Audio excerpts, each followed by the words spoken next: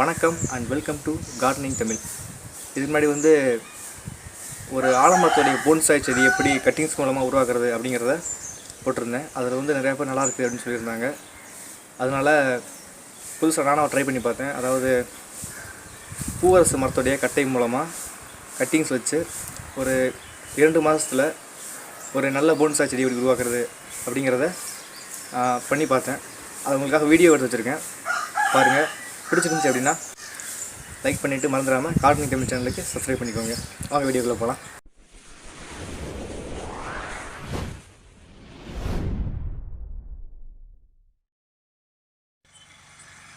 இப்போ ஒரு பூவரசு மரத்துடைய குச்சி. இது சின்ன சைஸில் வைக்கிறத விட நல்ல பெரிய சைஸ் குச்சியாக வச்சா தான் நல்லா முளைக்கும். நீங்கள் எடுக்கும்போது இதை விட பெரிய சைஸான கட்டையை கூட எடுத்து வச்சுக்கோங்க. இது இயற்கையாகவே கட்டிங்ஸ் முளைக்கக்கூடியது. அதனால் நீங்கள் ரூட் ஹார்மோன் எதுவுமே தடவை தேவையே இல்லை. நீங்கள் ஸ்ட்ரெயிட்டாக சாதாரண ஒரு மண் கலவையில் கொண்டு வச்சிடலாம். நீங்கள் செலக்ட் பண்ண அந்த கட்டையில் இந்த மாதிரி அடிப்பாகத்தில் சுரண்டிடுங்க. இப்படி சுரண்டி வைக்கிறதுனால வேர் முளைக்கிறது ஈஸியாக இருக்கும். அதனால் வேர் வேகமாக முளைக்கும். இதுக்குன்னு தனிப்பட்ட ஒரு மண் கலவை தயாரிக்கணும் அப்படின்லாம் எதுவும் தேவை கிடையாது. சாதாரண நம்ம செடி வைக்கிறதுக்கு என்ன மண் யூஸ் பண்ணுவோமோ அதே மண்ணை இதுக்கு யூஸ் பண்ணலாம். சின்னதாக ஒரு ஓட்டையை மட்டும் துளை போட்டு அதுக்குள்ளே வச்சு மூடிடுங்க. இது போதும். இதில்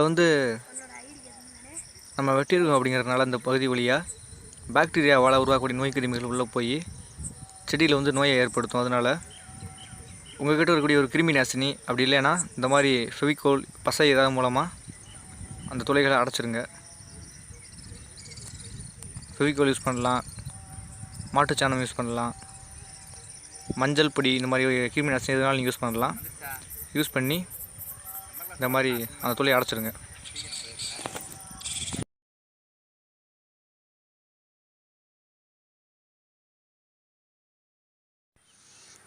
இதை பார்த்திங்கன்னா இது நான் நட்டு ஒரு 2 மாதம் ஆன ஒரு செடி.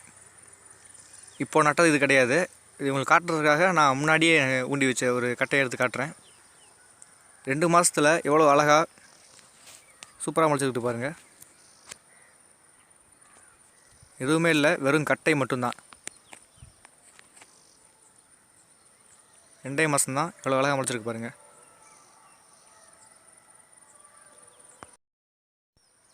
இந்த வீடியோ உங்களுக்கு பிடிச்சிருந்துச்சி அப்படின்னா இந்த வீடியோக்கு ஒரு லைக் பண்ணிவிட்டு, அடுத்து உங்களுக்கு ஏதாவது வீடியோ வேணும் அப்படின்னா கீழே கமெண்ட் பண்ணிவிட்டு கார்டனிங் தமிழ் சேனலை சப்ஸ்கிரைப் பண்ணிக்கோங்க.